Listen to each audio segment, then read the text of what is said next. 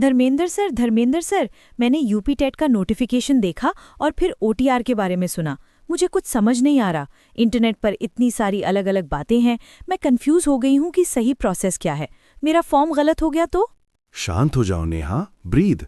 तुम्हारे इसी कंफ्यूजन को दूर करने के लिए मैंने आज यूपी टेट का ऑफिशियल यूजर मैनुअल ही निकलवा लिया है। इंटरनेट की सुनी सुनाई बातों पर नहीं, हम इस मैनुअल के हर एक पॉइंट के हिसाब से ओटीआर का सही और एग्जैक्ट प्रोसेस समझेंगे। कोई गलती नहीं होगी। Thank God sir, official manual है तो फिर कोई टेंशन नहीं। तो सर, इस ऑफिशियल मैनुअल के हिसाब से ओटीआर आखिर है क्या? मैनुअल साफ साफ कहता है कि ओटीआर का मतलब है वन टाइम रजिस्ट्रेशन। ये यूपी टेट की रिक्रूटमेंट्स के लिए एक सिंगल विंडो सिस्टम है। इसका फायदा ये है कि तुम्हें अपनी पर्सनल जानकारी, एजुकेशन डिटेल और डॉक्यूमेंट्स सिर्फ एक ही बार अपलोड करने हैं। अगली बार जब भी कोई नया फॉर्म आएगा, तुम सिर्फ लॉगिन करोगी और तुम्हारा फॉर्म 90% भरा भराया मिलेगा। बार बार डिटेल्स भरने की झंझट खत्म। वाओ, मतलब एक बार मेहनत और हमेशा के लिए आराम। ये तो बहुत स्मार्ट सिस्टम है। ओके, कॉन्सेप्ट तो समझ आ गया। अब इस मैनुअल के हिसाब से स्टेप बाय स्टेप प्रोसेस क्या है? आओ अब मैं तुम्हें ओटीआर का एकदम सही और आसान प्रोसेस बताता हूँ। स्टेप 1, सबसे पहले ऑफिशियल वेबसाइट www.uptet.upssc.org पर जाओ और न्यू कैंडिडेट पर क्लिक करो।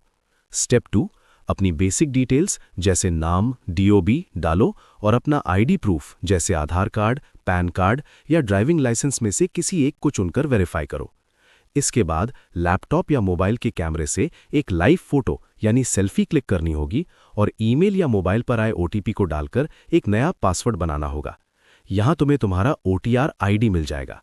स्टेप 4, अब उस ओटीआर आईडी से लॉगिन करके अपनी कैटेगरी, एड्रेस और 10th से आगे की सारी एजुकेशन क्वालिफिकेशन भरो। स्टेप 5, अपनी फोटो, सिग्नेचर और मार्कशीट्स को पीडीएफ फॉर्मेट में अपलोड करो। यहां एक बहुत जरूरी चीज है, तुम्हें एक सादे कागज पर हस्तलिखित घोषणा पत्र यानी हैंड रिटन डिक्लेरेशन लिखकर उसे भी स्कैन करके अपलोड करना होगा। स्टेप 6, आखिर में पूरे फॉर्म का प्रीव्यू चेक करो। अगर सब जानकारी एकदम सही है तो ओटीआर प्रोफाइल डिक्लेरेशन को एक्सेप्ट करके कंप्लीट ओटीआर प्रोफाइल पर क्लिक कर दो। बस तुम्हारा ओटीआर लॉक हो गया बिना किसी फीस के। ओह वाओ, मतलब ओटीआर में सिर्फ अपनी प्रोफाइल बनानी है बिना किसी पेमेंट के। और लाइव फोटो और हैंड रिटन डिक्लेरेशन वाला पॉइंट तो मुझे पता ही नहीं था। आपने एकदम सही टाइम पर बता दिया। सर, फॉर्म भरने बैठने से पहले मुझे अपने पास कौन-कौन से डॉक्यूमेंट्स रखने चाहिए? बहुत ही smart question Neha. Cyber cafe या लैपटॉप पर बैठने से पहले ये डॉक्यूमेंट्स रेडी रखना। 1, आइडेंटिटी प्रूफ। तुम्हारे पास आधार कार्ड, पैन कार्ड या ड्राइविंग लाइसेंस में से कोई एक वैलिड आईडी होनी चाहिए। 10th क्लास की मार्कशीट, ये सबसे जरूरी डॉक्यूमेंट है। और एक बात का खास ध्यान रहे नेहा, जो भी आइडेंटिटी प्रूफ तुम चुनोगी उसमें तुम्हारा नाम, डेट ऑफ बर्थ और बाकी जानकारी तुम्हारी 10th की मार्कशीट से बिल्कुल मैच होनी चाहिए। दोनों में डिटेल्स एकदम सेम होनी चाहिए। तुम्हारी आगे की पढ़ाई की मार्कशीट्स और सर्टिफिकेट्स 12th, ग्रेजुएशन और बीएड या डीएलएड की। 4, अगर तुम किसी आरक्षित वर्ग यानी कैटेगरी में आती हो तो उसका कास्ट सर्टिफिकेट। तुम्हारी एक latest colour passport size photo और एक सफेद कागज पर काले पेन से किया हुआ सिग्नेचर स्कैन किए हुए। बस इन सबको पहले से स्कैन करके एक डिजिटल फोल्डर में रख लो। अच्छा, अब मैं समझ गई सर। मतलब आईडी प्रूफ जैसे आधार या पैन की डिटेल्स और 10th की मार्कशीट की डिटेल्स एकदम मैच करनी चाहिए, वरना फॉर्म में मिसमैच की प्रॉब्लम हो सकती है। मैं इसका पूरा ध्यान रखूंगी। धर्मेंद्र सर, मेरे दोस्त ने कहा था कि फॉर्म सबमिट करने के बाद भी एडिटिंग हो जाती है। अगर गलती हो गई तो क्या मैं कैटेगरी या डीओबी ठीक कर पाऊंगी? बिल्कुल नहीं नेहा, मैनुअल इसी बात पर सबसे ज्यादा जोर देता है। ध्यान से सुनो। 1, final lock means no edit. Step 5 में जैसे ही तुमने अपनी डिटेल्स को लॉक किया, उसके बाद तुम कैटेगरी, जेंडर, डीओबी या नाम चेंज नहीं कर सकती। 2, कैटेगरी सिलेक्शन। अगर तुमने गलती से जनरल सिलेक्ट कर लिया और तुम ओबीसी हो तो बाद में ओबीसी का बेनिफिट नहीं मिलेगा। 3, स्पेलिंग मिस्टेक। अपना और पेरेंट्स का नाम एग्जैक्ट 10th मार्कशीट जैसा लिखना। 4, final declaration. Final declaration lock करने से पहले पूरा चेक कर लेना। एक भी मिस्टेक पूरी मेहनत बेकार कर सकती है। गॉट इट सर, मतलब स्टेप 5 के प्रीव्यू को कम से कम 2 बार चेक करना पड़ेगा। तो सर मैं समरी बताती हूँ ऑफिशियल मैनुअल के हिसाब से।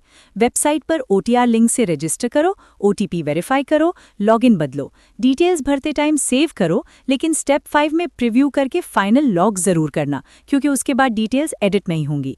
फिर पेमेंट करो, फोटो डॉक्स अपलोड करो और एंड में फाइनल डिक्लेरेशन लॉक करो। पूरा मैनुअल मेरे दिमाग में फिट हो गया है। Excellent summary. तुमने मैनुअल को बिल्कुल परफेक्ट समझ लिया है। तो अब फॉर्म की टेंशन बिल्कुल मत लो। ठंडे दिमाग से ऑफिशियल प्रोसेस के हिसाब से आज ही अपना OTR कंप्लीट करो। एक बार OTR हो गया तो तुम्हारा आधा काम हो जाएगा। फिर पूरी एनर्जी सिर्फ और सिर्फ यूपी टेट की पढ़ाई पर लगाओ। तुम सिलेक्शन ले सकती हो। Thank you so much sir. Official manual मिल गया और आपने इतना सिंपल समझा दिया। मैं अभी OTR कंप्लीट करती हूँ और फिर सीधे पढ़ाई शुरू। यूपी टेट क्लियर करना ही है। Very good Neha. असली चीज तैयारी ही है। यूपी टेट क्लियर करने के लिए फ्री तैयारी और गाइड्स के लिए मेरे YouTube channel online study with DK पर जरूर आना। वहां हम रोजाना क्लासेस और मॉक टेस्ट कराएंगे। तुम पास कर लोगी। वाओ, OTR फ्री और तैयारी भी ऑनलाइन स्टडी विद DK पर। ये तो बेस्ट है। मैं आज ही सब्सक्राइब करती हूँ। Thank you so much sir. All the best Neha. Thank you sir.